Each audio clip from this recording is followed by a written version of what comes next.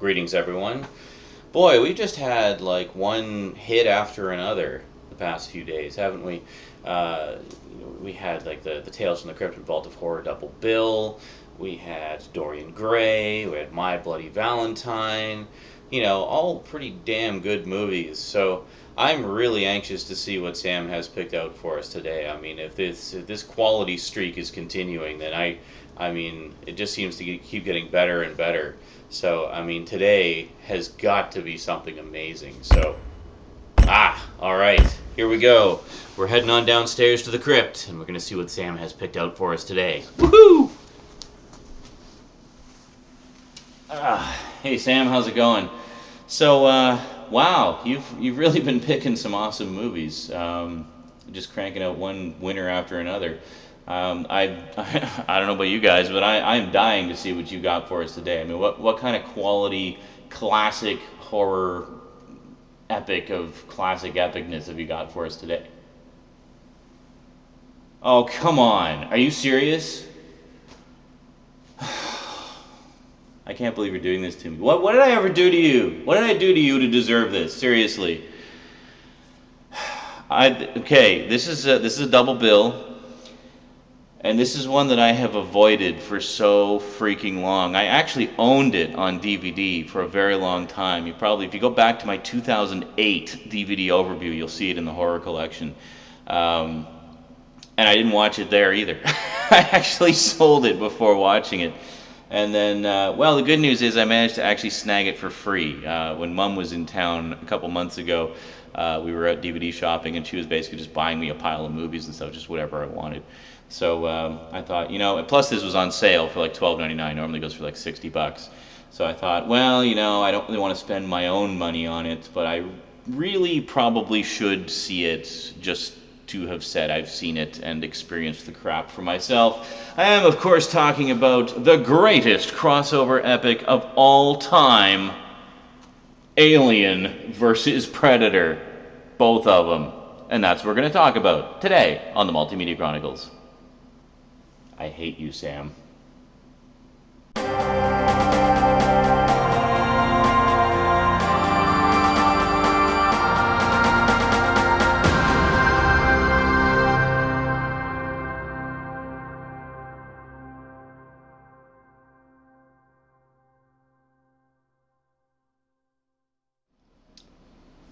Welcome back. Sam just has a really twisted sense of humor sometimes, you know that? Alright, let's do this. Alien versus Predator. Well, I guess Aliens versus Predator, technically. Because that's what the comic books have always been called. Anyway, I thought in the interest of thoroughness, I would give you a little bit of background, sort of about why I think certain ways about certain things regarding these. Specifically, I talk a little bit about crossovers and why I generally don't like them. Talk about my admittedly very limited experience with the Aliens vs. Predator franchise over the years. And then finally talk about the movies themselves.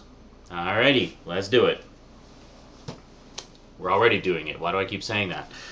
I guess my first experience with crossovers was actually obviously back in my comic book days.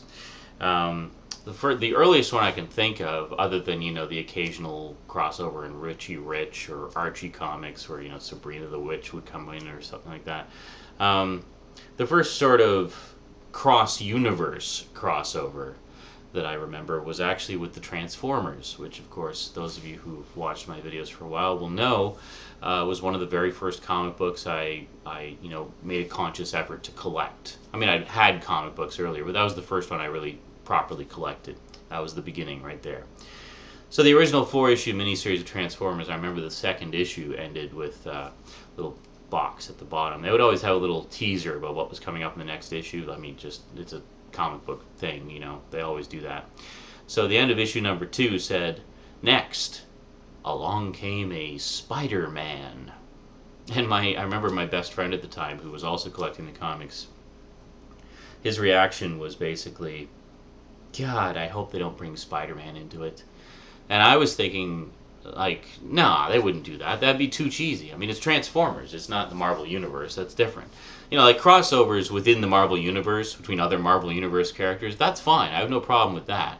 Because that's established from day one that all those characters exist in the same universe. Same with the DC Universe. Whatever. Like, you have comic book universes where it's a bunch of characters living in the same universe, basically. So they're going to bump into each other from time to time. And that's fine. I have no problem with that. What I have a problem with is when previously unrelated universes are brought crashing into each other just for the sake of some basically, money-grabbing crossover event. Now, in the case of Transformers, it was fairly innocent. They were still kind of finding their footing with the franchise, and they weren't sure if they wanted to make it a part of the Marvel Universe or not. So they tried it in issue number 3. This is a digest size reprint of it, and there you can see Spider-Man swinging around Megatron. This is, of course, the black costume Spider-Man, which was used through a lot of the mid-'80s, which was basically the big era where I collected comics. So most of my main collecting years were during the black costume years. And so they did that in that one issue, but then ultimately decided just to keep Transformers in its own universe, and that's fine. However, they did something else a year or two later when they brought Transformers together with G.I. Joe. Yeah, this is actually the full 4-issue miniseries here. I'm just really short on bags, and I don't really care much about that one, so it's just all crammed into one bag. Yeah, and granted, they're both toys made by Hasbro, and I know in the show they've had little playful crossovers, like there's an episode of Transformers from season 3 where there's a character which is clearly Cobra Commander, like, even though they don't say that, they just call him Old Snake, but no relation to Metal Gear Solid, obviously. And but it's obviously Cobra Commander. And, that's whatever. But, I mean, this pissed me off because I was like, the G.I. Joe universe and the Transformers universe are both large enough and robust enough that they can exist on their own. Why do we need to have them together? It just irritated me because, not because I didn't like one franchise or the other. I mean, I like both G.I. Joe and Transformers, you know this. But it just bugged me that they were bringing them together. And the other thing that bugged me was, as a collector, I was like, oh great, do I put this in my Transformers section or in my G.I. Joe section now? You've completely screwed up the organizational structure of my comic book collection. Thanks, guys. Yeah, so, I don't know, that irritated me, and then they did a few more later. I know when Transformers Generation 2 was coming back, they had a brief crossover with G.I. Joe to kind of hype that up again. And I think IDW has done a few crossovers since as well. It's like, I don't know. It's just always struck me as unnecessary. And it's just like, it's something, to me, it's something like you would read in someone's fan fiction. This should not be a legitimate actual product. I just think it's unnecessary. And it's just fan service for the sake of making a buck. There's no creative or artistic reason to do this. And the thing that also bugs me about it is these are considered canon.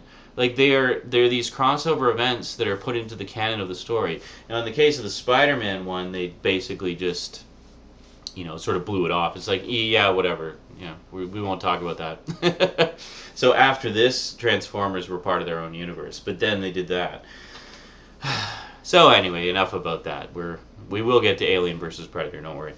And then, over the years, more and more ridiculous crossovers started to show up. I mean, for God's sake, they even did Star Trek meets the X-Men. Seriously.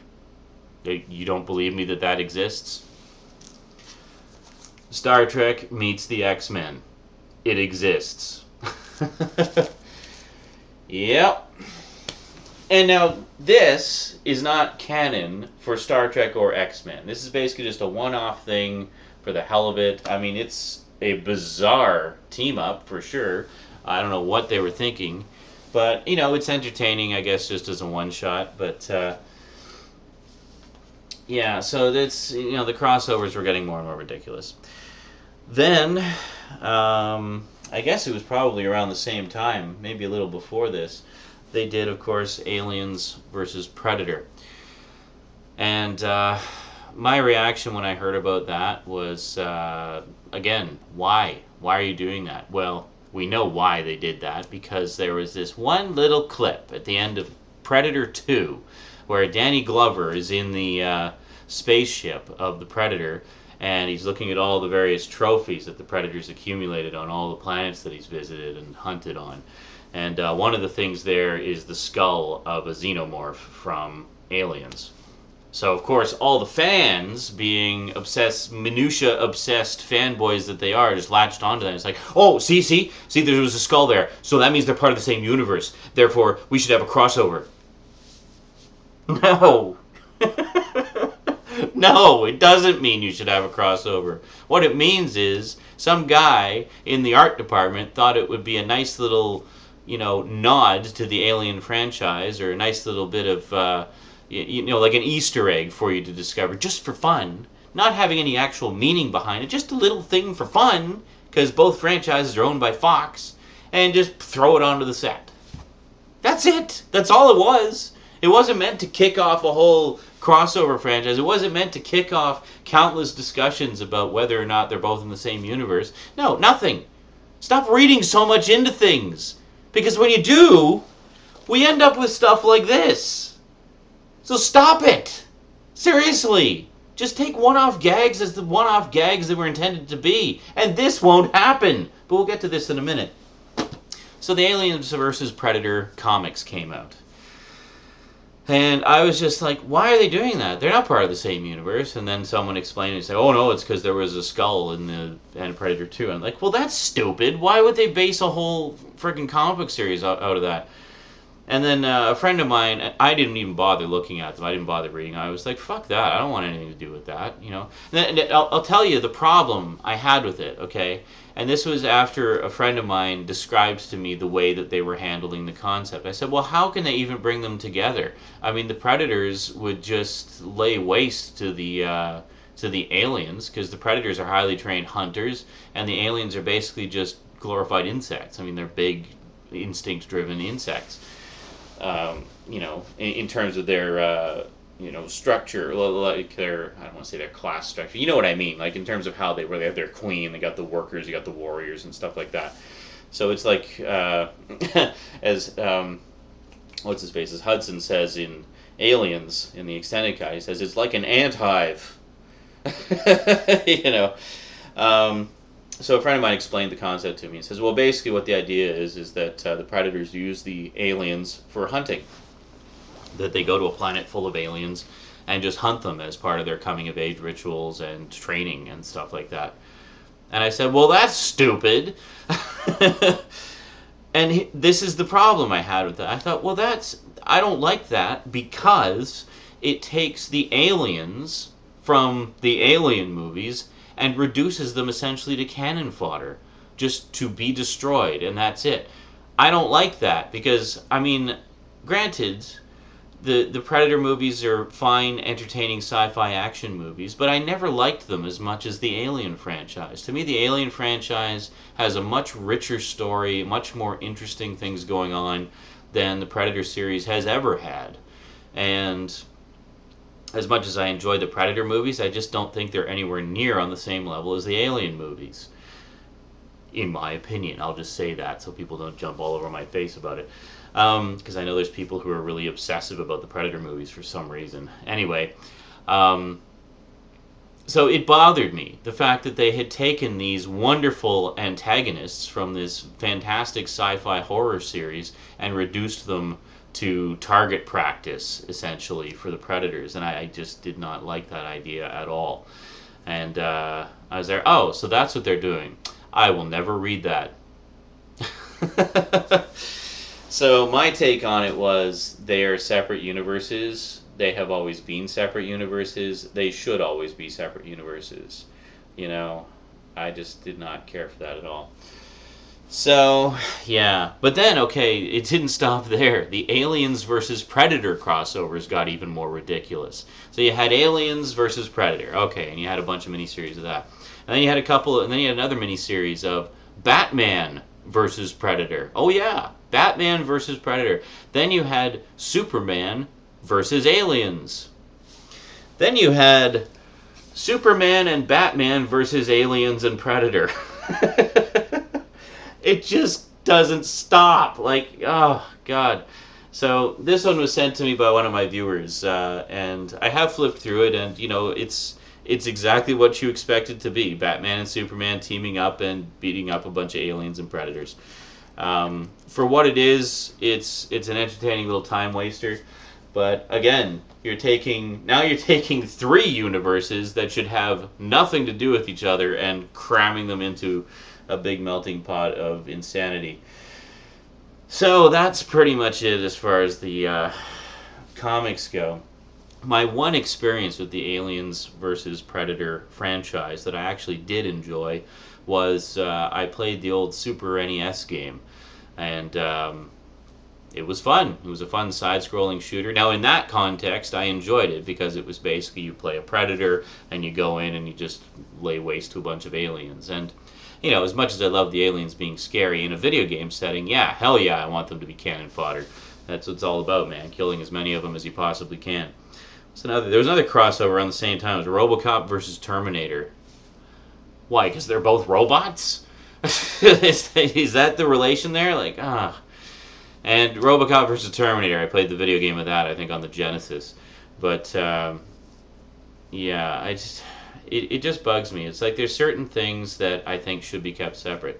But then we had Freddy vs. Jason. And Freddy vs. Jason, I was working at the theater at the time, so I got into movies for free. I went to see that fully expecting to just hate it, because I've never been a big fan of the Friday the 13th movies. I haven't really seen much of them, and they just never really appealed to me. I'll see them eventually. But I always really loved the Nightmare on Elm Street movies and the character of Freddy and stuff. And I was pleasantly surprised by Freddy vs. Jason. I mean, it was exactly what fans, I think, wanted. Basically, these two characters who can never be killed, wailing on each other for 90 minutes. It's futile going in. Neither one can be destroyed. They are both immortal. So neither of them is technically going to win. And, but it's fun. It's fun watching them try, Plus, there's the fact that every single girl in that movie is completely stacked. I swear it was a job requirement. You have to have big breasts in order to be in this movie. And I'm okay with that.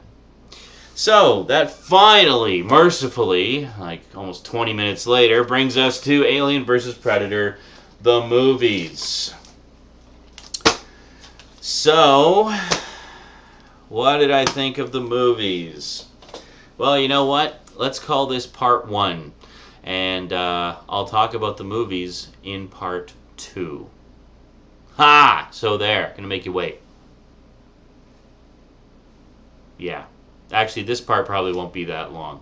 I pretty much covered all the background stuff I want to cover. And the movies are almost going to be like an afterthought. But so I'll do the movie review part of it next time. And so until then, thanks for watching, and sayonara.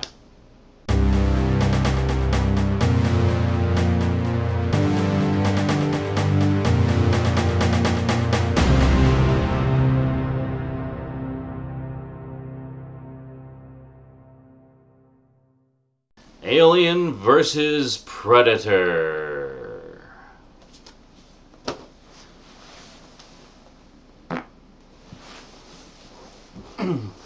And that's the review.